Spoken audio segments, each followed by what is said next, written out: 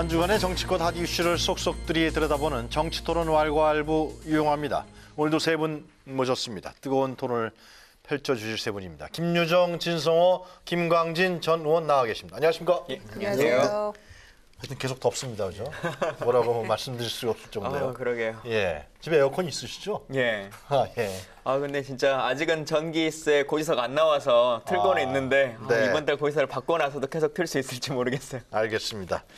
자, 이번 주 역시 폭염만큼 또 뜨거운 이슈가 정치권에서는 계속 이어졌습니다. 자, 왈가왈부가 준비한 토론 주제들은 무엇인지 첫 번째 주제부터 화면으로 만나보시도록 하겠습니다.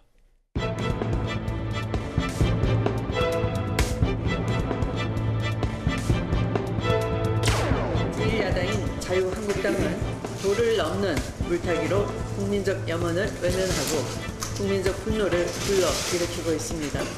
자유한국당이 요란스럽게 떠드는 혁신이 고작 기무사 감싸기라면 대단히 실망스럽습니다.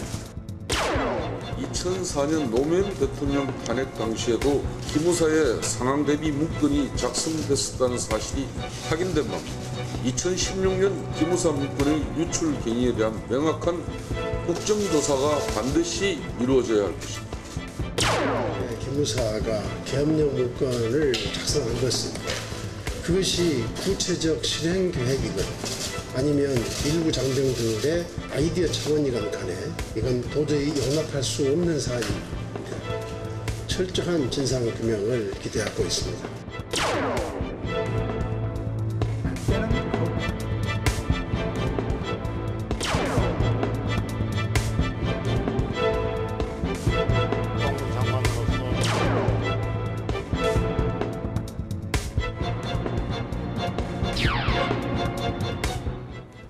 왈가왈부 오늘의 첫 번째 주제는 기무사 계엄령 문건 공방 전선 확대 파장은 과연 어디까지 갈 것인가입니다. 국군 기무사령부의 이른바 계엄령 문건이 전국의 최대 이슈로 떠오르고 있습니다. 이런 가운데 여야의 공방은 또 본질에서 벗어나서 정쟁화되는 양상처럼 보이기도 합니다. 한국당은 계엄이라는 단어는 없었지만 노무현 전 대통령 탄핵 때도 기무사가 위기 대응 문건을 작성했다는 점을 들어서 연일 공세를 펼치고 있고요. 반면에 민주당은 한국당이 돈 없는 물타기와 가짜 뉴스로 불법을 저지른 기무사를 옹호하고 있다고 맞서고 있습니다. 점점 더 가열되고 있는 여야의 기무사 계엄 문건 공방 알아보도록 하겠습니다. 자, 이 물타기인가요? 정치적 음모인가요? 진 의원께서 먼저 말씀해 주시겠습니까? 물타기든 정치적 업무든 간에 그거는 네. 뭐 정치하는 사람들끼리 이건 정쟁이고 아, 그래요? 그걸 네. 떠나서 일단 기무사는 어떤 이유든 간에 개혁돼야 될 것은 분명합니다. 어쨌든 뭐 2004년이든 2016년이든 간에 어쨌든 노무현 전 대통령이나 박근혜 전 대통령이나 탄핵을 당한 과정 절차에 갔던 두 분의 대통령이니까 그 당시에 기무사가 어떤 행동을 했든 간에 일타 행동이 있었다면 그거는 뭐 단죄도 해야 되고 또 정치적 비판해야 되는데 네. 저는 그래서 둘 다 해야 됩니다. 다만 이제 문제는 뭐냐면 그 콘텐츠도 중요하지만 그 절차도 중요합니다. 민주주의 국가에서는. 그런데 지금 기무사를 둘러싸고 벌어지는 일련의 사태에 있어가지고 절차적으로 문제는 없나를 한번 되볼 필요가 있는데 좀 이따가 말씀드리겠지만 네. 저는 문재인 대통령이 인도에서 일단 이 문제에 대해서는 국방부에 독립된 수사를 만들어서 수사하라고 했습니다. 그랬죠. 그러면 그다음부터 수사를 하면 되는데 문제는 김의겸 청와대 대변인이 마이크를 잡고 이 문건 내용을 갖다가 한 번 더 이제 확인시킨다는 이런 것들은 저는 필요가 없다고 봅니다. 왜냐하면 어차피 결과에 따라서 죄를 받을 사람은 죄를 받고 비판을 받을 사람은 비판을 받고 기무사는 저는 어떤 식으로든 간에 변해야 된다는 건 맞는데 그 절차에 대한 것이고 또 하나는 김성태 원내대표 입장에서는 2004년에도 어쨌든 뭐 계엄령 같은 게 있지 않았냐 했지만 알려보니까 지금 현재 그 기무사에서는 없다고 말했습니다. 계엄령까지는 없었고 다만 군사적 행동에 대한 문건은 있었다고 했으니까 그러면 그것도 그것대로 조사하면 되는 것입니다. 그게 뭐 물타기든 뭐든 해야 되는데 문제는 김성태 원내대표도 제가 볼 때는 다분히 정책 목적을 가지고 이 말을 했을 테고 또 여기에 대해서 추미애 대표가 했던 말도 저는 다분히 정책으로 받아친 건데 그걸 다 떠나서 김성태 원내대표 이야기도 가만히 들어보면 이 기사의 제목이 뭐로 뽑히냐에 따라서 되는 거지만 이 사람의 본심도 제가 볼 때는 기무사는 어쨌든 바뀌어야 된다는 것이고요. 그래요? 다만 이제 문제는 백성주 국방부 창안을 지던 백성주 의원이 이야기하는 걸 보면 국회의원들이 2급 기밀이라고 해서 주지 않던 그 문건이 청와대 대변인은 바로 읽어버리더라는 겁니다. 그리고 사흘 뒤에 그것이 알겠어요. 2급 문건에서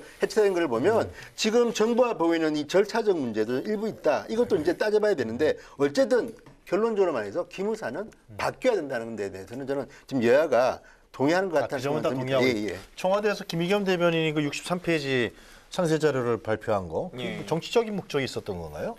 뭐 그걸 정치적인 목적이다 이렇게 단정하기는 좀 어렵겠습니다만 네. 국민들의 관심이 워낙 지대하고 또 처음에 이제 8페이지로 나왔던 문건과 전혀 다른 내용들이 담겨져 있는 것이기 때문에 이건 국민들에게 알려야 된다라고 한 생각을 청와대는 했다고 생각합니다. 그래서 자연스럽게 국민들이 그런 상황까지 초래됐었구나라고 하는 생각이 들고요. 또 그게 어떤 지금 벌어지고 있는 수사나 조사에 있어서 가이드라인을 제시하는 그런 상황도 아니기 때문에 그냥 네. 상황 자체를 브리핑하는 거여서 큰 문제가 있을 것 같지는 않습니다. 그래요.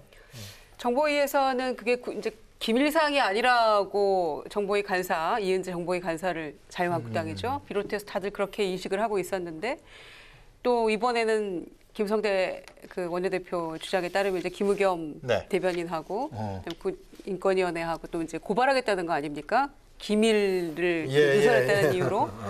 그러니까 그런 것처럼 앞뒤가 좀 안 맞는 거죠. 그리고 왜 또 그거를 이제 공개 안 하느냐, 또 달라고 또 얘기를 하고 뭐 이런 식이기 때문에 우리가 가서 확인하겠다 또 이렇게 얘기하고 있는 거 아닙니까?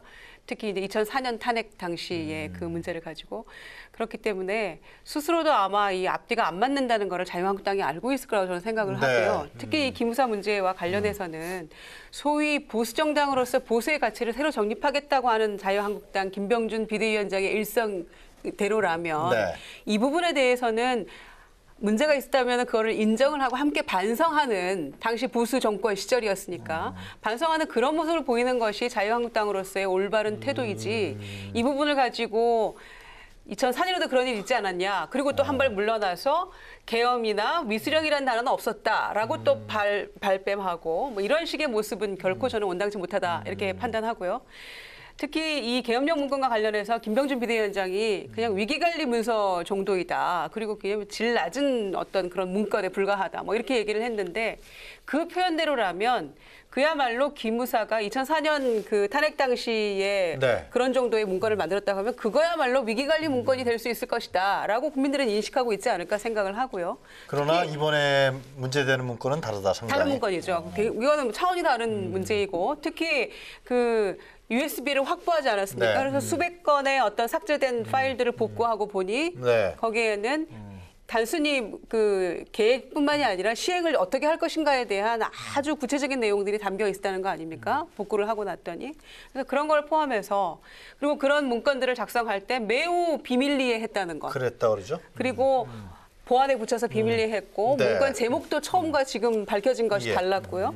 그리고 또 하고 나서는 다 삭제했고 파일을 완전히 그냥 삭제해버렸고 이런 모든 것들이 기무사 스스로도 이게 뭔가 문제가 있다는 인식이 없었다면 응당해야 될 그런 업무였다면 이렇게 비밀리에 할 이유도 없었고 네. 감출 필요도 없었다는 생각이 들기 때문에 기무사의 어떤 혁신, 개혁 그리고 어떤 문제가 있는 부분에 대해서는 처벌 네. 이런 것까지를 포함한 혁신이 반드시 필요하다라는 거죠. 팩트 관계는 좀 확실히 할 필요가 있는데요. 지금 이현재 의원이나 또 저 누굽니까? 그 이학재 정부위원장이나 이런 예. 분들이 말했던 문건하고 좀 구별할 필요가 있는 게 자, 첫째 지금 말하는 이 기밀도 아니라는 게 뭐냐면요. 이건 처음에 8페이지짜리 이제 그 이철희 의원이 처음에 공개했던 그 8페이지짜리 문건입니다. 근데 그것은 알아보니까 이거는 그 쉽게 하면 보안 분리도 안 돼 있고 굉장히 엉성한 문서입니다. 그러니까 쉽게 하면 무슨 그 보안 문서에 찍히는 이런 도장도 없고 아무것도 없기 때문에 날짜도 불명확하기 때문에 이거는 쉽게 하면 기밀도 아닌 문건이고 김의겸 의원이 20일인가 읽었던 그 문건은 좀 다릅니다. 그러니까 8페이지짜리 문건 말고 김의겸 대변인이 읽었던 거는 64페이지짜리 세부적인 겁니다. 이거는 이철희 의원이 공개한 그 문건은 좀 다른 겁니다. 근데 이 문건에 지금 집중하는 겁니다. 한국당은. 그러니까 그 처음에 말했던 그 최초의 문건은 이건 뭐 비밀 문건 때문에 아무것도 아닌 이상한 문건이었지만 그게 발단이었습니다. 그런데 64페이지짜리는 제가 봐도 좀 문제가 있습니다. 그 문건을 보면 정말 제가 봐도 이거는 좀 심하다 할 정도인데 근데 문제는 아무리 목적이 정당한 하더라도 현행법이라는 게 있고 또 하나는 이게 다른 문제가 아니라 군사 기밀에 대한 겁니다. 아무리 이 기무사가 잘못했다 하더라도 이게 만약에 2급 군사 기밀이라면 기밀이 해체되기 전에 공개하는 건 안 됩니다. 왜 국회의원이 달라고 해도 2급 기밀이라고 안 줬던 문건을 왜 대변인이 읽습니까? 그럼 또 하나는 김의겸 대변인이 좀 참고 있으면 기무사 이 수사를 위해서 지금 이미 지금 국방부에 지금 독립된 수사단이 만들어지지 않았습니까? 또 민하고도 같이 한다고 합니다. 그러면 그 수사 결과가 나오면 되는데 그거를 못 기다리고 지금 자꾸만 중간에서 이제 이런 것들이 막 나오는 겁니다. 그러니까 물론 저도 뭐 군인권센터나 청와대 대변인이 이런 걸 발표하는 이유가 정말 이게 심각하니까 국민들한테 알리기 위해서라는 저는 목적 자체는 저도 이해할 만하지만 자, 그 절차에서 가지고 만약에 이거는 이제 결국은 법정에서 가야 될 문제긴 합니다만 청와대 대변인이나 군인권센터 소장이 만약에 현행법을 위반했다면 이거는 이제 고소를 했기 때문에 들어갑니다. 수사 들어가는 건데 저는 이 문제에 대해서도 좀 조심할 필요가 있다. 왜? 어차피 지금 수사하고 있는 거 아닙니까? 그리고 이 국방부가 누구의 국방부입니까? 지금 문재인 대통령의 국방부입니다. 그리고 지금 국방부 내에 일어나는 일들에 대해서는 지금 충분히 이 정권이 할 수 있습니다. 야당이 아니라 여당입니다. 그렇다 그러면 이 절차에 대해서는 제가 봐도 조금 석연찮은 부분이 있다. 이런 부분에 대해서 조금 원칙을 지켜야 될 필요가 있지 않나는 생각이 좀 듭니다. 뭔가 절차에 문제가 있고 하자가 있다. 저는 그런 생각이 좀 듭니다. 그 군인권센터의 누구죠? 그 임태훈 소장이 발표한 것도 그렇고 김의겸 대변인이 발표한 것도 좀 이상하다. 뭐 그런 말씀이신 것 같네요. 이것도 물론 법정에서 이게 임태훈 소장이나 김의겸 대변인이 불법인지 아닌지는 확인해야겠지만 지금은 적어도 이제 자유한국당에서는 이거는 불법이라고 고소를 한 겁니다. 그러니까 이거는 좀 지켜볼 필요가 있고 또 이제 백승준 같이 고진을 했던 사람들이 볼 때는 이거는 절차상 상당히 문제가 심각하다고 하기 때문에 이 부분은 좀 지켜볼 필요가 있을 것 같습니다. 아니, 한국당이 집권 여당 시절에 일어났던 기무사의 이런 위헌적인 행태에 대해서 일말의 반성도 없이 지금 이 절차나 법적인 요소만을 가지고 물귀신 작전처럼 펼치는 것은 저는 굉장히 부끄러운 일이라고 생각을 합니다. 만약에 법적으로 문제가 있다. 그 기밀과 관련해서 그거는 특수단에서 절차를 밟아 나가겠죠. 수사 과정에서도 어떤 게 전후인지 뭐 이런 맥락을 따져서 저는 뭐 문제가 있다면 그것도 지적해야 될 사항이라고 생각합니다만 그러나 이 다른 이제 야당이나 또 다른 야당이나 여당에서 지적하는 자유한국당 태도에 대한 문제는 무엇이냐면 박근혜 정권 시절에 본인들이 집권 여당이었고 그때 일어난 이런 기무사의 엄청난 이 행태에 대해서 위헌적 요소가 다분한 이런 행태에 대해서 계엄령 문건에 대해서 일말의 자기 반성이나 문제가 있다 이런 것도 없이 이렇게 하는 것은 그야말로 그렇기 때문에 물타기라는 말을 듣고 있는 거죠. 그리고 특히 보수의 가치라는 게 얼마나 이 안보 문제에 대해서는 이런 식으로 나와서는 안 된다는 게 국민의 생각 아니겠습니까? 자유한국당이 사실은 그동안 계속 써오던 방식 중에 하나인데 무슨 사건이 벌어지면 그 프레임을 전환할 때 문건 유출 프레임으로 바꿔가려고 노력해 왔던 거죠. 지난번 국정농단 사건 처음 났을 때도 박근혜 대통령이 어떤 시중에 이제 문거리 권력에 대한 문제제가 있고 또 세계일보에 이제 문건이 공개되니까 그 내용에 대해서 사람들이 다 질문을 하고 어떻게 이런 일이 벌어질 수 있느냐라고 했더니 문건을 유출한 게 국정농단이다. 뭐 이렇게 발언하셔가지고 프레임을 또 그쪽으로 가져가시는 경우가 있는데 계속 그런 식의 방식을 써왔고 그게 통했다라고 느꼈을지는 모르겠습니다만 지금 이 분야와 관련해서는 사람들이 그렇게 동조하지 않고 예전같이 받아들이지 않는다라고 하는 생각을 하시면 좋겠고요. 저도 의원님 말씀하신 것처럼 자유한국당이 정확하게 이 문건과 관련한 입장이 뭐다. 그때 우리가 예를 들면 그거는 기무사 안에서 혹은 군 내부에서만 있었던 일이기 때문에 우리는 전혀 관련할 수 없다. 알지 못한다. 엄정한 처벌이 필요하다. 이런 주장을 가지시든지. 그런 주장을 한 번도 안 했나요? 그런 주장도 지금 제대로 한 것 같아요. 제가 볼 때는 김성태 원내대표도 충분히 그런 이야기를 했는데 문제는 부각된 게 이것이고요.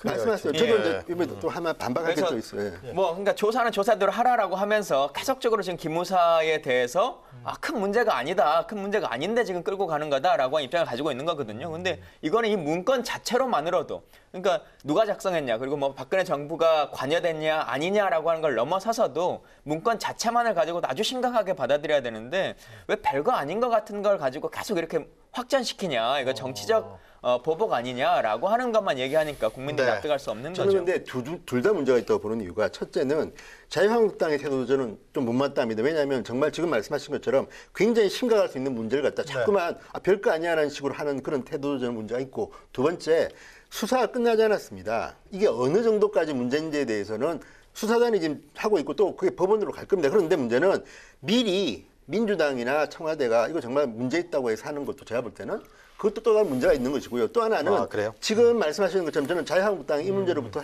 절대 자유할 수 없는 문제입니다. 왜냐하면 당시 여당이었으니까. 그렇지만 또 다른 팩트는 이겁니다. 이것이 계엄령을 갖다 준비했다는 문건이 처음 나온 게 언제입니까? 박근혜 대통령 시절에 이게 나왔다면 여당의 문제가 당시 자유한국당의 문제가 더 심각할 겁니다. 지금도 심각하지만 근데 반면에 이게 처음 알려진 거는 송영무 장관 시절에 보고를 받은 겁니다. 처음으로 팩트 자체는. 그런데 들어보세요. 이게 작성된 거는 박근혜 대통령 탄핵 때 만드는 거지만 그렇죠, 예. 이것이 세상에 알려진 거는 자유한국당 의원도 몰랐을 수 있죠. 어떻게 합니까? 그런데 문제는 처음으로 보고된 게 지난 3월 송영무 장관한테 보고됐는데 네. 이 중요한 거를 문재인 대통령이 임명한 국방부 장관이 뭉개버린 겁니다. 저는 그래서 이 문제는 자유한국당은 1차적으로 더 문제는 자유한국당이지만 민주당도 제가 볼 때는 이철 의원 같은 분 빼고는 책임을 져야 하는데 왜냐하면 아니 3월 달에 일단 국방부 장관이 안 하는데 뭉개했고 또 그걸 갖다 청와대에서 문제를 제기한 뒤에도 제가 볼 때는 민주당의 의원들은 크게 저는 이 문제에 대해서는 기무사에 관한은 별로 귀한 게 없다. 청와대와 군인권센터 정도지. 그래서 저는 이해가 안 되는 이유가 다른 경우 같으면 민주당이 여당이기 때문에 민주당 의원 중에 누군가는 총대 메고 기자회견 열고 문서를 흔듭니다. 근데 지금 보면 청와대 대변인이 나오고 군인권센터 소장이 나오고 이철 의원 빼고 지금 누가 있습니까? 저는 이런 것들을 보면 상식적으로 제보를 받아서 공개를 한다 하더라도 지금 여당의 모습은 기무사 개혁에 관해서는 상당히 저는 조금 모자란다 이런 생각이 좀 듭니다. 그래요. 간단하게 답변하시고. 별로 네. 뭐 동의되는 내용은 아닌 것 같고요. 의원이 그것을 공개하느냐라고 하는 것이 얼마나 중요한 문제일 것 같지는 않거든요. 그래요. 하여튼 그 본질은 아니다라고 말씀 그건 하시는 거죠, 그죠? 그렇죠. 이 문제에 대해서는 그렇죠. 그러나 문제는 그것이 지금 심각하죠. 공개되기까지 과정상에 좀 하자가 있는 것 같다. 뭐 그런 정도 아니요, 말씀이시죠. 심각하죠. 국방부는 제일 심각한 건 제가 볼 때는 국방부 내부입니다, 지금. 3월에 장관이 보고받고 지금까지 뭉갰다가 오죽했으면 대통령이 인도에서 이걸 수사하라고 했겠습니까? 그렇다는 거는 상당히 많은 분들이 알고 있을 겁니다. 이 문제에 대해서는. 군 내부에서도. 그렇다면 이걸 갖다 대통령이 지시할 때까지 몇 달입니까? 저는 이거는 1차 책임이 자유한국당 박근혜 정부라고 하지만 그건 맞고 두 번째는 이 정권에서 저는 이 문제에 대해서는 상당히 반성할 대목이 많다. 국방부의 어떤 컨트롤이 잘 안 되고 있다. 뭐 그런 말씀이신 건가요? 그러면? 컨트롤을 떠나서 국방부 장관이 뭔가 이런 송영무 거를 장관의 받고 정무적 판단이 공개에 있어서 조금 미스가 있었다라고 하는 부분은 뭐 조금은 인정할 수 많이 있겠습니다만 그 정무적 판단의 미스의 경중과 이 계엄 문건을 만든 사람의 범죄 행위의 그 경중은 비교조차가 좀 불가능한 아니 거죠. 제가 말씀하자 1차는 그게 더 심각하고 예. 그게 아닌데 문제는 이걸 핸들링하는 그래, 알겠어요. 절차 문제를 좀 얘기하는 거 아닙니까? 자, 하여튼 지금 어젠가요? 그 장영달 개혁위원장이 예. 발표를 했습니다. 기무사 개혁안에 대해서 30%의 인원 감축, 그리고 지금 뭐 기무사령과 대통령의 독대 보고하는 것을 없애겠다라는 문제, 또 이제 기무사의 명칭도 바꾸겠다 그래서 그래서 뭐 3가지 안을 내놨어요. 국방부 직속으로 할 것이냐, 아니면 외청으로 할 것이냐, 기존으로 할 것이냐. 기무사 개혁안이 지금 하여튼 대수술을 하는 건데요. 아주 큰 논란이 되고 있는데 이 기무사 개혁안의 부분에 대해서는 살펴보셨죠? 예, 근데 뭐 아직 정확하게 3개 중에 뭐로 하겠다라고 하는 것이 대통령의 뭐 재가가 떨어진 건 아니니까 네. 조금 더 지켜보긴 해야겠습니다만 일단 뭐 3가지 중에 외청화는 법률 개정을 해야 되고 뭐 실제적으로 뭐 시간이 좀 걸리기 때문에 좀 어렵지 않겠냐 싶고요. 1번으로 가든 이제 2번으로 가든 할 것 같은데 네.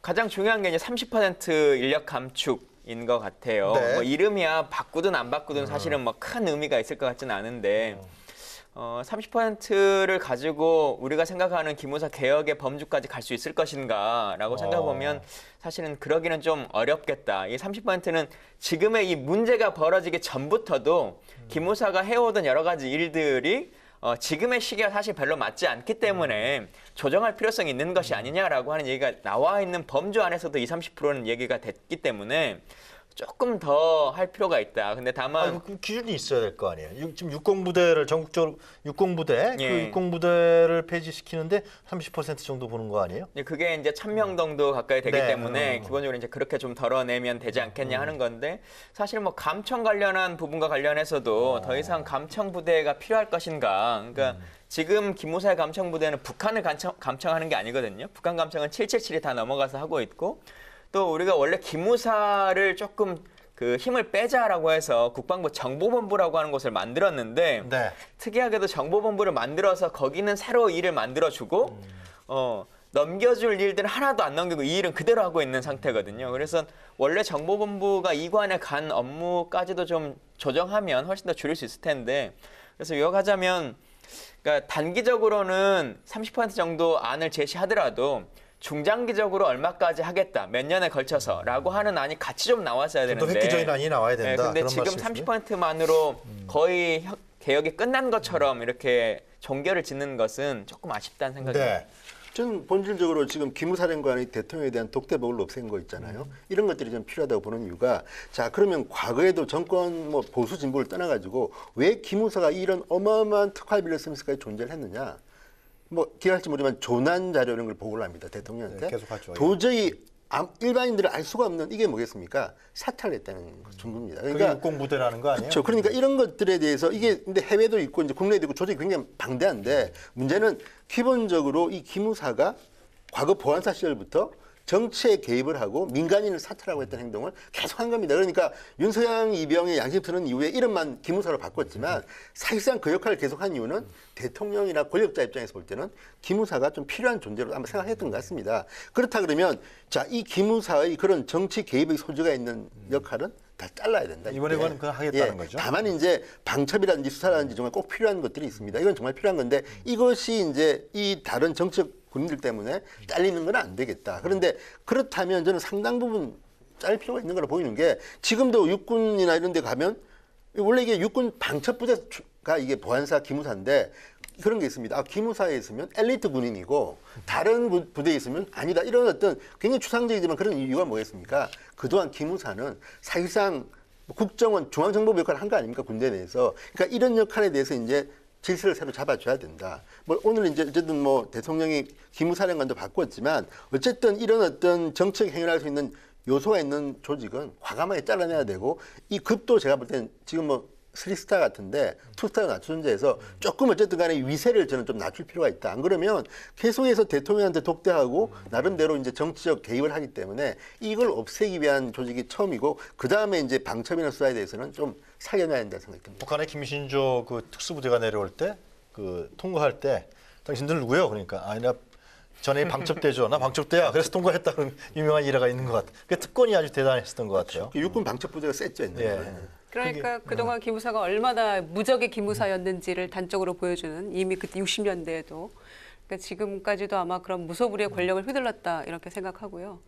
그러니까 이제 어떤 군사적인 보안 문제나 방첩이라는 네. 고유 업무와 기능에 충실하지 않고 근본적인 문제는 정치에 개입하고 군인, 뭐 민간인까지 사찰하고 네. 심지어는 댓글까지 달아서 이렇게 뭐 완전히 망가졌다고 볼 수밖에 없죠. 이제 그리고 이제 사실은 군인들의 어떤 성향이나 동향 파악까지 다 하고 심지어는 뭐 진급을 앞둔 어떤 영관급 신문을 못 보는 짓까지를 다 했다는 거 아닙니까? 조사하고. 그래서 진급 심사에 떨어지면 아 기무사에서 동향 보고 내게 문제가 있었구나. 네. 이렇게 미루어 짐작했다는 거 아니겠습니까? 그러니까 얼마나 이 무소불위의 권력을 휘둘렀는지. 그리고 이제 여기에 부수적으로 문제가 되는 거는 이렇게 권력과 뭐 다양한 것들이 집중이 되어 있기 때문에 네. 기무사에 정권을 새로 잡은 그 정권에서는 기무사에 대해서 뭔가 보고를 받고 이제 대통령 독대를 포함해서요.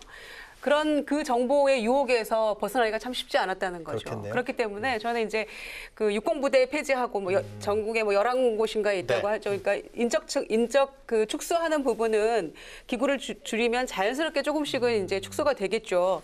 그런데 보다 근본적으로 중요한 문제는 이런 권한을 견제와 균형이라는 어떤 그 주제하에 어떻게 분산시킬 것인가. 네. 저는 그 역할을 그게 훨씬 중요하지 않나 이렇게 생각하고요. 대통령이 오늘 이제 어젯밤에 보고를 받으신 휴가 중에 보고를 받으신 것 같아요. 그렇게 해서 이 장경달 개혁위원장이 내놓은 그 보고한 거를 국방부 통해서 이제 그 청와대에서 보고를 받았다고 하는데 그 부분에 대해서 이제 기무사를 거의 이제 새롭게 태어나는 어떤 그런 걸 만들어야 되고 그리고 대통령령도 개정을 해라 이렇게 네. 지시했다는 거 아닙니까? 기무사령관도 바꾸고. 남영신 네, 남영신 육군 특전사령관 출신이라고 하죠. 그래서 그런 거를 봤을 때는 어제 개혁위원장이 내놓은 1, 2, 3안이 있었잖아요. 네. 1안은 뭐 새롭게 축소해서 이제 뭔가 그 기존대로 존치하는 것, 두 번째 국방장관 그 네, 소속으로 산하로 두는 가는 것, 거. 그다음에 외청인데 네. 뭐 외청은 처음 발표할 때부터 조금 가능성이 좀 떨어진다 이랬었고요. 그런데 대통령이 어떤 그 오늘 임명하고 이런 모습을 보면은 아마 1안으로 가는 게 아닌가 그런 가능성이 좀 높다고 보여지고요. 그런 기존의 방첩 업무는 중요하다 이렇게 판단하는 거고 다만 정치 개입이나 이 민간인 여러 가지 사찰. 문제들 이런 것들은 아마 견제와 균형이라는 그런 큰 틀 하에서 과감하게 개혁할 필요가 있다 이렇게 생각하는 것 같고요. 그리고 제가 판단에 송영무 국방부 장관에 대한 여러 가지 얘기가 있었습니다만 뭐 네. 그대로 가는 것이냐, 뭐 경질이냐 여러 얘기 나왔잖아요. 그런데 그 기무사령관을 바꾸는 모습을 봤을 때는 지난번에 국회에서 어떤 이 국방에 대해서 일어났던 하극상의 문제 있었잖아요. 국방부 장관하고 기무사 이거 대단하더라고요. 그러니까 네. 그냥 국방부 장관을 아주 우습게 보는 것 같아. 기무사의 그걸 간부들은. 봤을 때는 송영무 국방장관에게 당분간 힘을 실어주는 게 아닌가 그런 생각도 한편으로 또 들었습니다. 그 국방에서 누구죠? 민대령이었던가? 예. 그분 송영무 장관 알기를 그냥 그러니까 자기가 그 지시를 안 받으니까 사나이 예. 없으니까 아마 그러는 것 같은데 송영무 장관은 하여튼 이제 국방개혁 2.0 문제가 있기 때문에 이 문제 있기 때문에 좀 더 장관직을 계속 유임하는 걸로 이렇게 예. 얘기가 나는 것 같죠? 뭐 말씀하신 것처럼 둘 중에 이번에는 송 장관 손을 딱 들어준 것 같고요. 명확하게 이제 그 표시를 주신 것 같은데 일단은 남영식 중장에 대한 얘기를 조금 더 해보면 네. 이제 새로 바뀐 분이 이제 특전사령관 하시다가 기무사령관으로 오셨는데 중요한 건 ROTC 출신의 삼성 그래. 장군이거든요. 육사 출신이 아니군요. 그러니까 지금 이 개헌 문건을 만들었던 사람들이라고 하는 게 단순하게 뭐 박근혜 정권이나 뭐 어떤 정부와 연관된 사람이라기보다는 군 내부에서 육군 중심에서 육군 사관학교 중심에서 그리고 기무라고 하는 그 분야의 중심 안에서 우리가 대통령도 만들 수 있어. 이 나라는 우리가 메인스트림이야라고 하는 생각을 갖고 있었던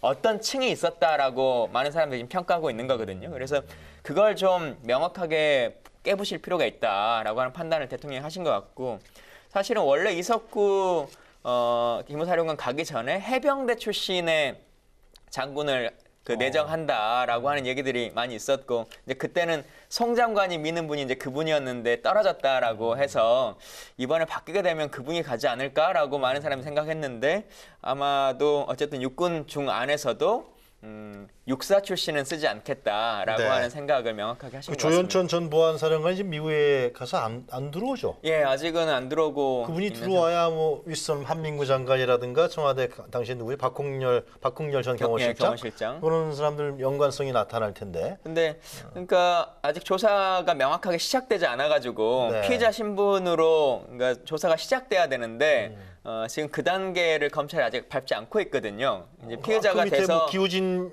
처장인가 그런 사람 다 했잖아요. 네, 했는데 아직 검찰이 지금 그 단계까지는 안 가고 있어서 정확하게 체포영장을 발부하거나 하면 여권이 만료되고 뭐 하니까 들어올 네. 수밖에 없을 텐데 아직은 법적으로 지금 좀 그 중간 단계에 있습니다. 뭐 흐지부지 되지는 않겠죠. 그러지는 않을 것 같습니다. 네, 이 문제에 관련해서요.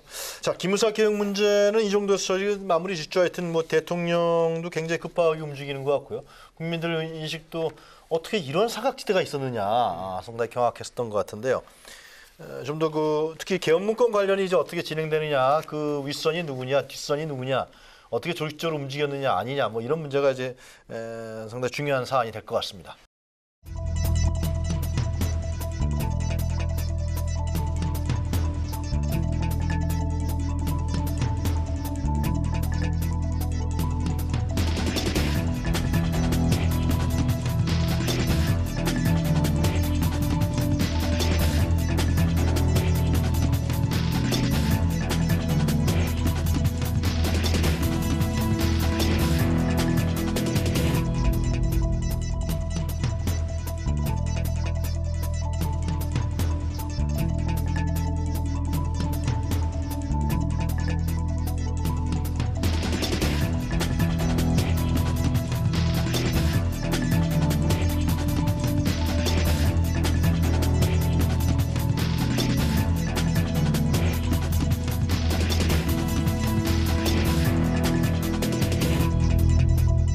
첫 번째 주제는 이 정도에서 정리하고요.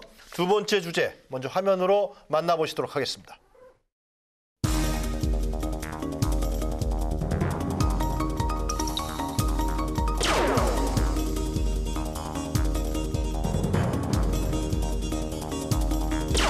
바른미래당을 제1야당으로 만드는 일에 저의 정치 생명을 걸겠습니다.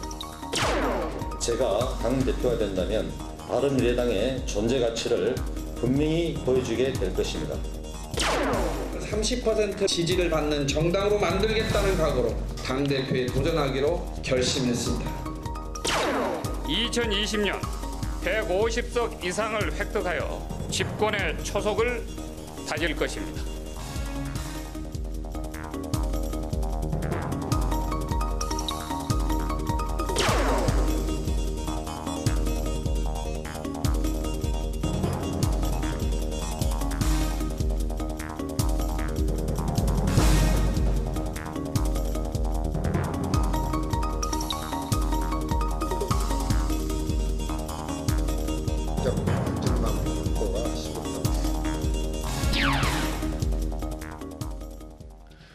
네, 왈가왈부 두 번째 주제는 바른미래당, 평화당 당권 경쟁 본격화, 정치권 지각 변동 오는 것인가입니다.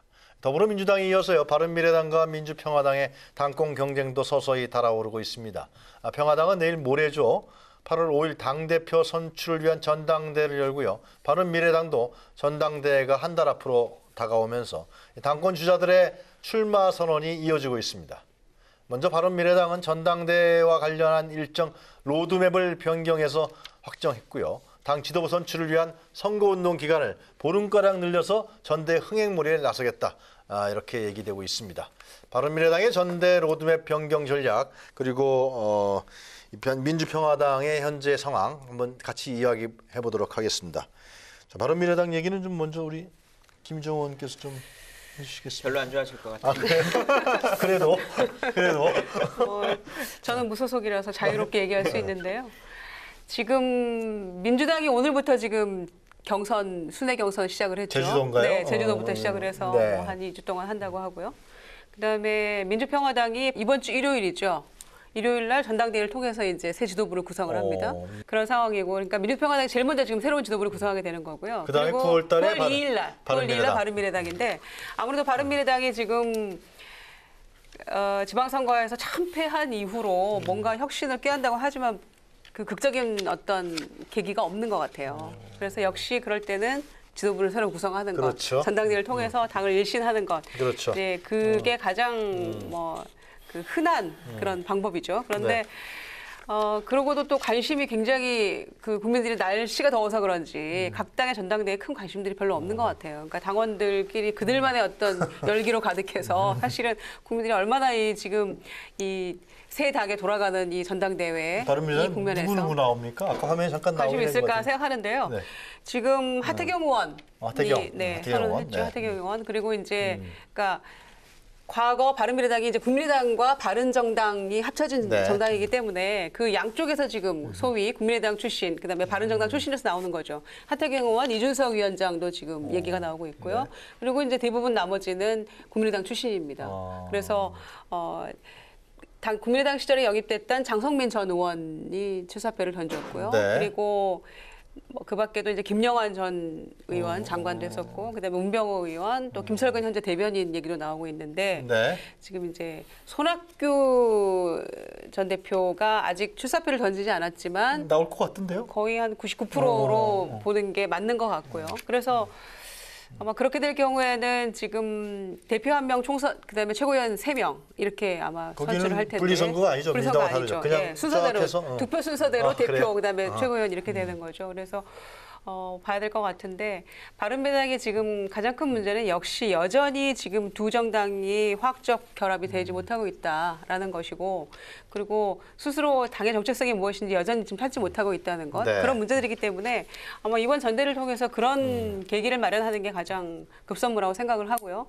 그다음에 이제 일정들을 조금씩 당겼는데 지금 민주평화당, 민주당 그래도 8월 중순에 뭐 다 끝나는데 별로 주목을 받지 못하고 있어요, 바른미래당이. 그런 점에서 아마 시간도 조금 흥행을 어떤 계기를 만들기 위해서 TV 토론도 해야 되고요. 그다음에 전국 경선 돌아가면서 하려면 시간이 너무 충분하지 않다. 뭐 이런 판단이 동시에 이루어진 것 같아서 일정들을 조금씩 한 9일 정도씩 당긴 것 같아요. 그 후보 등록 기간도 좀 훨씬 당겼고, 그다음에 예비 경선 하는 그 날짜도 8월 20일 정도에서 11일로 네. 당겼고, 네. 그래서 그러고 나서 충분히 이제 선거운동 하면서 전국 순회할 수 있는 좀 붐을 만들어 보자. 붕업하려는 그런 야심찬 계획인 것 같은데 네. 실제로 이 폭염에 국민들이 얼마나 관심을 가질지 그거는 미지수입니다. 네. 하여튼 뭐 손학규 전 대표의 부분에 아마 제일 초점이 갈 수밖에 근데 없겠네요. 그런데 이제 바른미래당이 조금 이제 특이하긴 한 게 이 네. 당도 지금 정상은 아니라고 생각되는 이유는 일단 보십시오. 국회의원들이 20명이 있습니다. 그런데 지금 이 당 대표가 이 룰대로 하면 2020년 공천권을 갖는 후보입니다. 대표입니다. 그러니까 상당히 센 대표입니다. 그럼에도 불구하고 지금 현역 의원, 그러니까 국민의당 출신 중에는 현역 의원이 보이지 않습니다. 지금까지. 그리고 자, 이 선언을 한 사람 중에는 하태경 의원, 그러니까 바른정당 출신 하태경 의원이 유일하고 나머지 장성민 전 의원, 뭐 이수봉 전 인천시당 위원장, 장성철 뭐 전 제주도당 위원장, 전부 다 이런 분들은 비현역입니다. 그리고 그 유명한 분이 없고 다만 이제 곧 할 거라고 예정된 분들을 보면요. 일단 지난 지방선거에 나와서 떨어지긴 했지만 나름대로 이름을 떨친 분들입니다. 김영환 전 경기지사 후보, 문병호 전 인천시장 후보 이런 분들은 뭐 국회의원도 지냈고 상당히 유명한 인사들이니까 있고 그다음에 김철근 대변인이 또 거론되는데 이분은 어쨌든 최근에 아주 굉장히 이 방송을 타면서 인물이 알려진 인물입니다. 네. 그 정도고 그 말고는 이준석 전 위원장 이 지상욱 의원 정도인데 그렇다 그러면 손학규 전 대표를 빼면 사실은 우리가 생각하는 과거의 전형적인 당대표로 생각하는 현역 의원들은 보이지 않습니다. 그러니까 안철수 의원이 누구를 미느냐. 예를 들어서 유승민 의원이 누구를 미느냐. 그러니까 어쨌든 이 정당은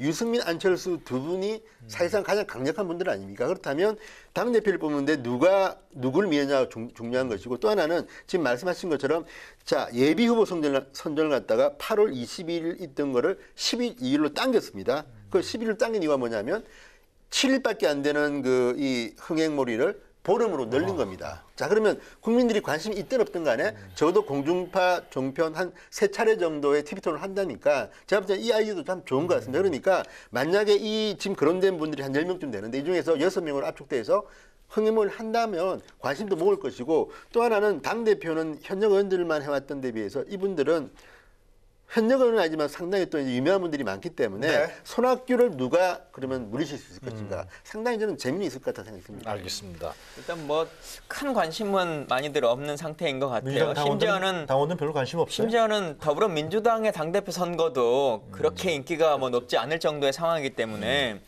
다른 바른미래당이나 뭐 국민의당 그 관심이 있을 만한 상황은 좀 아닐 것 같고요. 그러나 어쨌든 이제 정해야 되니까 선거는 선거대로 치르게 되겠죠.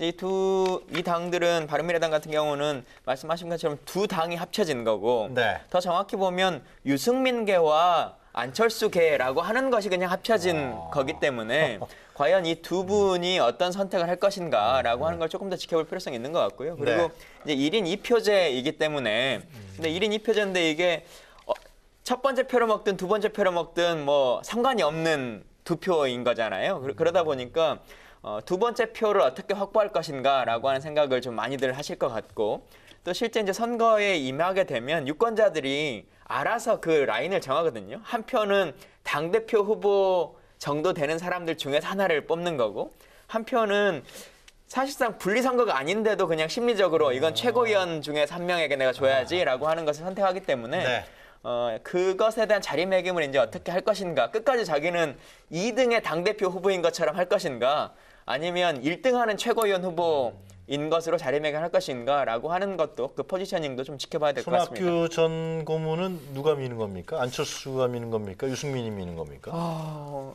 기본적으로는 안철수 대표가 민다고 보는 게 맞겠죠? 글쎄요. 아니에요? 모르겠습니다. 혼자 나오신 분. 아니 국민의당 출신이기 때문에 아무래도 이 국민의당 후보군 중에서는 국민의당 출신들 의원들이 그렇겠네요. 많고 그러니까 뭐 쏠림 현상이 있을 수 있겠죠. 그리고 이제 나온 인물들 중에서 아마 판단하지 않을까 이렇게 생각하는데요. 제가 한 가지 재밌는 거는 정말 이 정치라는 게 알 수 없다 이런 생각이 드는 게 지금 민주당을 보십시오. 민주당은 이해찬, 김진표, 송영길 세 후보가 하는데 지금 엊그제 보니까 무슨 어디 기관 여론조사 보니까 이제 그거는 뭐 국민 여론조사인데 당원만 국한된 건 아니고요. 근데 이해찬 후보가 지금 가장 높은 걸로 나왔더라고요. 글쎄 말이에요. 그러면 이해찬 후보. 그리고 자유한국당의 김병준 비대위원장. 뭐 무슨 얘기 하시려는지 그리고 알겠어요. 바른미래당은 손학규 전 대표가 만약에 출마 선언을 공식적으로 한다면 확률이 가장 높다고 보여집니다. 그거는 뭐 객관적으로요. 그리고 민주평화당 지금 정동영. 과거 대통령 후보였던 정동영 후보가 가장 가능성이 높다라는 게 이제 그쪽 당원들 얘기를 좀 들어봤더니 그렇게 얘기를 합니다. 그럼 정치가 이제 판이 어떻게 될까요? 그러니까 문재인 대통령과 이 여야 대표들의 만남을 가졌다고 생각해 보십시오. 그 상상하니까 굉장히 정치가 알 수 없는 거구나 이런 생각을 했고요. 다시 나이 드신 분들이 예, 경력이 좀 있으신 분들이 또 한편으로는 뭐 소위 올드보이들의 귀환이라고 할 수도 있겠고 또 손학규 전 대표 같은 분은 지난 뭐 대선을 마지막으로 이제 그야말로 정치를 마무리하는 게 아닌가 많은 사람들이 생각도 했었는데 그 자연스럽게 전당대회에 복귀할 수 있는 어떤 명분을 이 정치 구도가 만들어줬다. 자연스럽게 만들어줬다. 또 이렇게 얘기하시는 분들도 계세요. 그래서 네. 그래서 참 정치 알 수 없다 이런 생각이 드는데 네. 하여튼 9월 초가 지나서 여야 대표와 청와대 대통령과의 만남에 어떤 그림이 그려질지는 저희가 조금 관전 포인트로 지켜볼 뭐 아직 한 달이나 이유가 있는 남아 것 있으니까 같아요. 네. 민주당이나 바른미래당 선거는 예, 한 한 달 달 남았네요. 남았어요. 한 달 후면은 저희가 이제 이 자리에서 그 얘기할 수 있겠는데요. 민주평화당은 얼마 안 남았죠, 그죠? 민주평화당은 일요일 지금 날. 일요일 날 예, 이번 주 정동영 일요일이죠. 대 반정동, 정동영은 뭐 최경환, 이쪽 유성엽 이렇게 예. 나와서 각축을 벌이는 근데 것 여기가 같아요. 제가 볼 때 상당히 정리가 잘 된 것 같아요. 그래요? 그러니까 다른 정당은 굉장히 많이 나오고 좀 굉장히 요란한데 여기는 아주 심플합니다. 어쨌든 자, 지금 정동영 의원 말씀하시지만 어쨌든 정동영 의원 나와 있고요. 유승엽 의원, 최경환 의원. 근데 최경환 의원은 초선입니다. 아시다시피 초선이지만 지금 상당히 많은 그 호남의 중진들이 밀고 있다고 합니다. 지금 이제 최경환 의원을. 왜냐하면 최경환 의원이 과거 DJ 저것 때문에. 예, 어쨌든 간에 그 뭐 박지원, 천정배 이런 분들이 어쨌든 최경환 의원하고 사이가 뭐 나쁘지도 않고 좋고 하기 때문에 또 하나는 재밌는 것이 전남 대 전북 구도도 또 있습니다.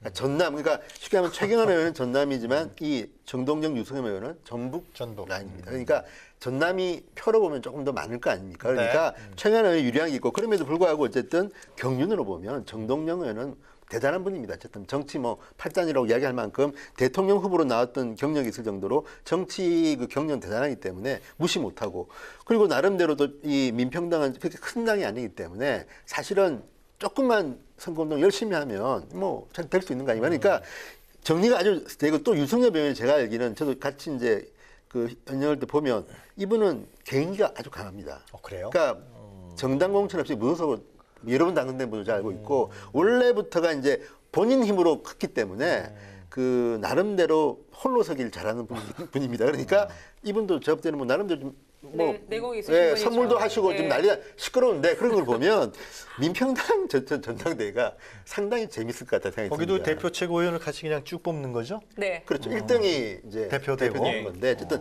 이 세 분 다 의외로 뭐 초선까지 나왔는데도 초선도 가능성이 없지 않다고 하고 있고 그러니까 지금 상당히 저는 이 민평당 전당대회가 네. 생각보다 좀 재밌는 전당대회가 될 것 같다는 생각이 근데 뭐 듭니다. 당원 명부 유출이 있었고 뭐 그런 건 또 뭐예요? 그건 좀 근데 선거 큰건 때마다 아닌가요? 뭐 당원 명부 유출에 대한 이제 얘기들은 나오는데요. 네. 그 공개되지 않았는데 어떻게 전화를 할 수 있냐, 단골 메뉴죠. 그 문자를 보낼 수 있느냐 이제 이런 얘기들이 이제 내리 있는 나오는 건데 사실 이제 얼마 전에 이제 또 선거를 치렀고 네.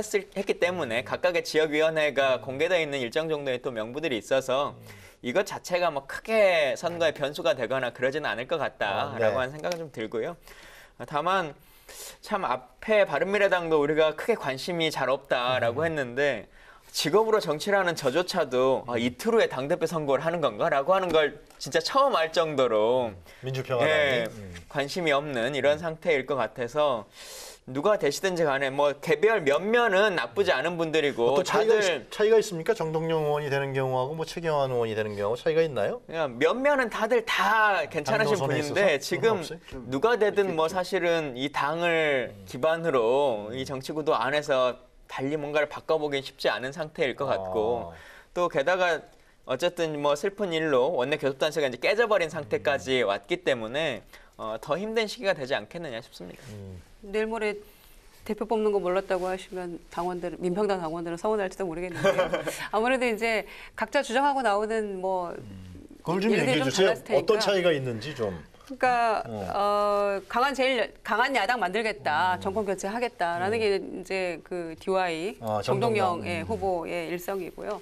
또 유성엽 후보 같은 경우에도 나름 뭐 굉장한 내공을 가진 분이에요. 특히 이 전북이라고 하면은 사실은 과거에 이제 국민의당 때문에 그 지난 총선에서는 좀 무너졌습니다만은 공식적으로 좀 무너졌습니다만 그 전에는 무소속이 전북에서 이제 뭐 시장 군수 빼고 이렇게 무소속으로 이렇게 연달아 당선되기 네. 참 어려운 일이었는데 그걸 또 해내신 분이고 그 어려운 걸 그래서 나름 내공이 있으신 분이고요. 또 저는 이분에 대해서 좀 높이 평가하는 게 안철수 대세론이라는 게 있었어요. 지난 네. 대선에 국민의당 내부에서는 그런데도 굉장히 본인이 소신껏 손학규 후보를 선택을 해서 현역 중에서 그때 경선할 때 유일하게 선언을 하고 그래요? 현역 중에서 현역 의원들은 사실은 굉장히 눈치 보기 아니면 안철수 후보였거든요. 그래서 그런 걸 보면서 소신이 있는 분이다. 그러니까 굉장히 본인이 이제 그 믿는 바대로 그래서 아마 그런 기치를 걸고 당을 좀 끌어가겠다라는 생각이 있는 것 같고요. 최경환 의원은 아시다시피 세대 교체론. 을 들고 나와서 왜냐하면 민평당의 당원들이 조금 이제 연세 드신 분이 좀 많아요. 젊은 층보다는.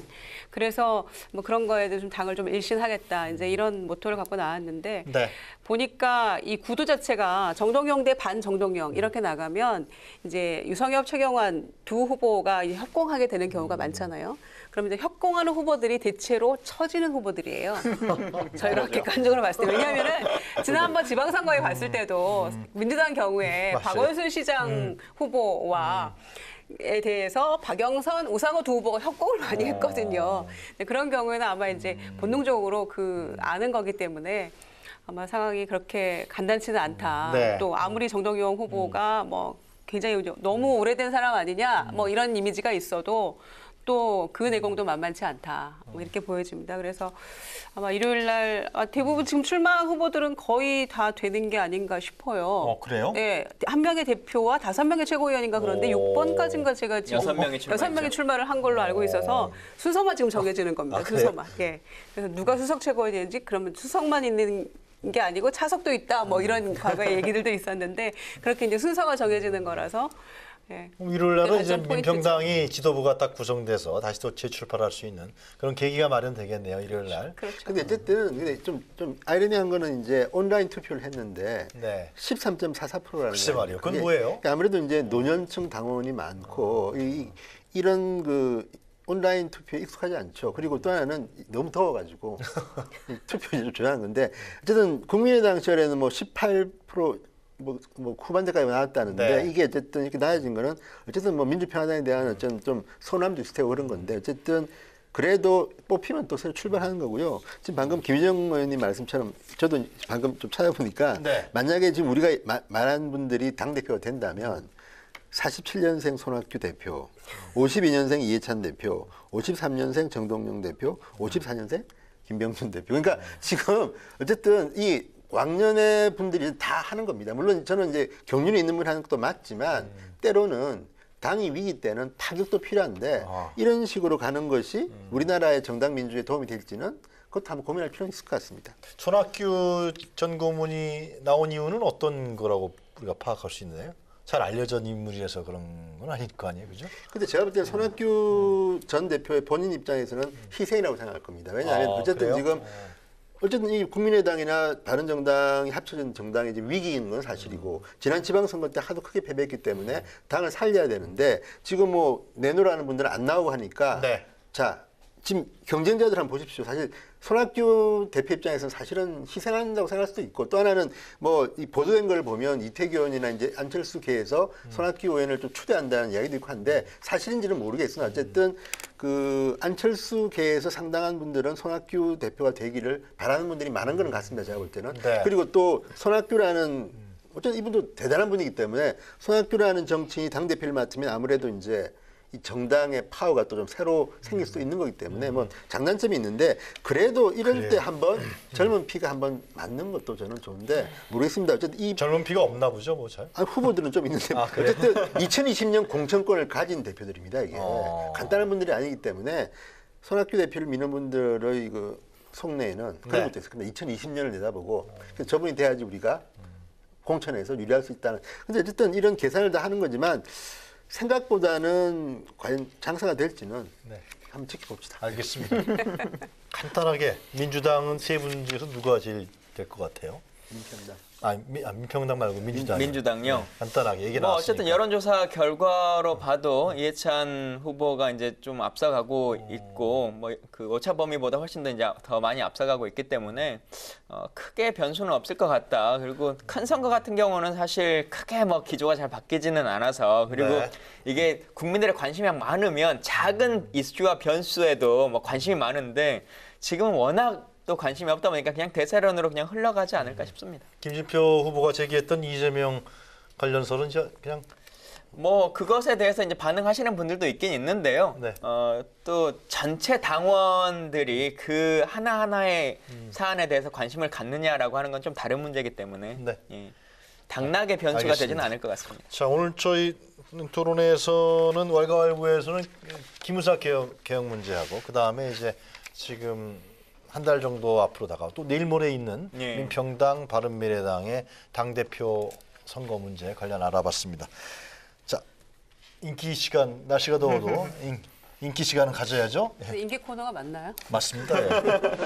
그 전화 안 오세요? 안 와서요. 자, 정치토론 왈가왈부 인기 코너 세 분 패널께서 정하신 사진 한 컷 보도록 하겠습니다. 진성호 전 의원부터 보도록 하겠습니다. 예, 저게 이제 오늘 오전에 김경수 지사가 출근하는 모습입니다. 그런데 어제 그 대대적인 압수수색이 있었기 때문에 기자들이 상당히 많이 몰려온 모양인데 네. 저 모습 보니까 김경수 지사가 어쨌든 저렇게 가방을 메고 오는 걸 보니까 좀 참신하긴 하네요. 보니까 신임 지사치고는. 그런데 어쨌든 김경수 지사의 앞길은 순탄치 않을 거로 보입니다. 왜냐하면 지금 일단 다음 주 월요일 오전에 특검이 소환을 했습니다. 그렇다고요? 그리고 최근에 이제 특검이 포렌식 기법을 통해서 뭐 부순 핸드폰 무슨 뭐 그 보안 메신저를 갖다 상당히 많이 이제 그 확보를 해가지고 부활시켰는데 그러다 보니까 최근에 기사들이 나오기 시작했습니다. 예를 들어서 김경수 지사는 그냥 드루킹은 나의 단순한 지지자일 뿐이고 그냥 나는 그냥 받기만 했다 메시지를 그랬는데 이번에 밝혀진 걸 보면 드루킹한테 김경수 지사가 먼저 보냈다는 거 아닙니까? 자, 10일 날 문재인 후보가 이제 그 재벌 개혁에 대한 연설을 해야 되는데 지금 당신들이 20일 날인가 많이 한다는 그거 빨리 좀 달라 그랬더니 목차라도 되겠습니까? 그래서 목차를 보내준 거로 보이고 그 다음에 이제 문재인 후보의 연설이 끝난 뒤에 또 보내가지고 반응이 어떻느냐 물어보고 한 걸 보면 그리고 거기 보면 내가 당신 사무실로 찾아갈게 또는 여의도의 어떤 식당에서 만나자 그러면서 식당 예약은 김경수 지사가 한 거로 지금 그 특검을 보고 있습니다. 그렇다 그러면 이런 상황들이 불법인지 아닌지는 뭐 까봐야 되겠지만 그 전에 김경수 지사가 말했던 말하고 할 때는 상당히 다릅니다. 그러니까 이거는 정치인으로서 도덕적으로 상당히 비판받을 소지가 있는데 이게 맞는지는 이제 뭐 수사와 그 재판을 통해서 봐야겠지만 어쨌든 김경수 지사의 출근길의 저 모습을 보면 앞으로 김경수 지사의 특검 수사도 만만치는 않을 것 같다는 생각이 좀 듭니다. 예, 뭐 이제 좀 더 지켜보긴 해야 될 것 같은데요. 사실은 뭐 정치인이 여러 사람들을 만나고 식사도 하고 뭐 정책에 대한 자료도 받고 하는 것인데 그게 범죄와 연관이 된다면 뭐 문제에 대해서 소명을 하고 그냥 그런 일은 있었다 없었다라고 하는 거 얘기를 할 텐데 사실은 아주 일반적이고 일상적인 얘기라고 자기는 생각했기 때문에 그걸 하나하나 뭐 답하지는 않았을 것 같다 이렇게 생각됩니다. 당내에서는 뭐 다른 얘기는 없어요? 김경주 사건에 관련해서? 지금? 뭐 본인이 여러 차례 이제 얘기하는 것처럼 큰 문제가 될 만한 상황이 확실하게 부정하고 있어요? 아니다라고 네. 생각하기 때문에 그 재판 결과가 빨리 좀 끝나기를 바라고 있는 거죠. 재판을 하려면 멀었잖아요, 아직. 뭐 근데 일단 특검의 조사라도 빨리 이제 끝나서 이제 며칠 남지 않았기 때문에 최종적인 입장이 나오겠죠. 이 구속영장 촉구가 이제 가장 문제가 될 것 같은데, 그렇죠? 예, 근데 뭐 구속에 이를 만큼의 김경수 뭐 지사와의 관계성이 참 될 것이냐. 그리고 지금 이 드루킹과 관련한 건을 가지고 압수수색을 하고 하는 것이 아니라 갑자기 6.13 선거와 관련한 공직선거법으로 지금 압수수색을 하고 뭐 했기 때문에 특검이 실제 드루킹 건과 관련해서는 뭘 못 찾아낸 게 아니냐. 사실상 없는 게 아니냐 이렇게 보여지는 그건 거죠. 또 팩트 부분이 다른 게 지금 6.13 지방선거권으로 한 게 아니라 드루킹이 6.13 지방선거를 앞두고 김경수 지사와 어떤 관계 근데 뭐 도움을 줬다거나 그것까지 뒤진다는 거지 6.13으로 변질된 건 아니고요. 또 하나 우리가 속단하면 안 되는 것이 지난번에 경찰이 미리 만약에 압수수색을 했더라면 이럴 필요가 있습니까? 근데 다 이제 증거 없으면 뒤에 지금 이것도 알겠습니다. 제가 볼 때는 지금 현직 경찰 특히 이주민 청장 같은 경우는 유임된 게 제가 봐도 좀 이상할 정도인데 그러니까 국민들이 특검을 믿고 경찰이나 검찰을 못 믿는 이유인데 이거는 일단 우리 예단을 갖지 말고 압수를 했으니까 뭐 물증이 나오지 않겠습니까? 예, 알겠습니다. 그게 무죄면 또 무죄가 되는 것이고요. 자, 김유정 의원의 한 컷 보도록 하겠습니다.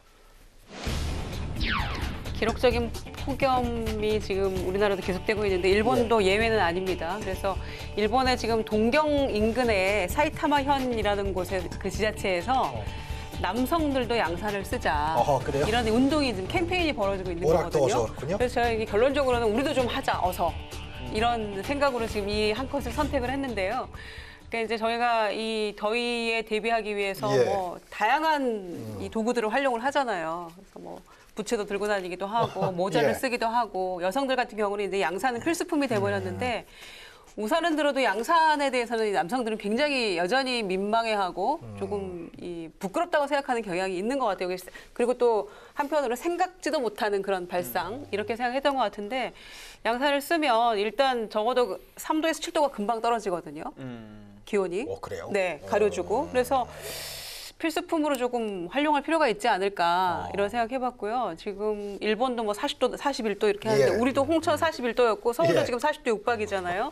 오늘 같은 경우는 지금 미세먼지까지 포함해서 굉장히 심각한 상황인데 기록적인 뭐 여러 가지 폭염의 일들이 많이 일어나고 있어요. 사망도 29명에 뭐 닭 오리가 뭐 300만 마리가 넘게 폐사가 되고 뭐 그래서 지금 사람들이 재래시장은 지금 경제가 안 돌아가잖아요. 가지를 않고. 재난 수준입니다 지금. 예, 그래서 지금 뭐 쇼핑몰이나 시원한 곳만 찾아서 지금 또 그걸 탓할 수도 없어요, 국민들을. 그래서 그런 이 심각한 지경인데 이 여성의 전유물이 아닌 남성들도 공유할 수 있는 그런 양산 쓰기 운동 펼쳤으면 좋겠고요. 이게 민망한 모습이 아니라면은 장관들이나 혹은 대통령이 휴가 중에 한번 써주시거나 뭐 여러 가지 조금 이 선도적으로 조금 할 수 있는 그래서 그게 당연시되는 그런 문화가 좀 정착이 돼야 되겠다 이런 생각도 그렇죠. 들고요. 남성인 양산 쓴다 그래서 뭐 이상한 건 아니잖아요. 그렇죠. 그죠? 양산이 여성의 전용물만도 아니고. 이 양산 만드는 우산 업체도 좀 활성화하고요. 그럼 그러네요. 그래서 굉장히 다양한 디자인으로 양산 우산 겸용으로 할 수 있는 제품을 만들 수도 있기 때문에 저는 굉장히 아이디어에 따라서는 활용할 수 있는 방법은 무궁무진하다 이렇게 네. 생각하고요.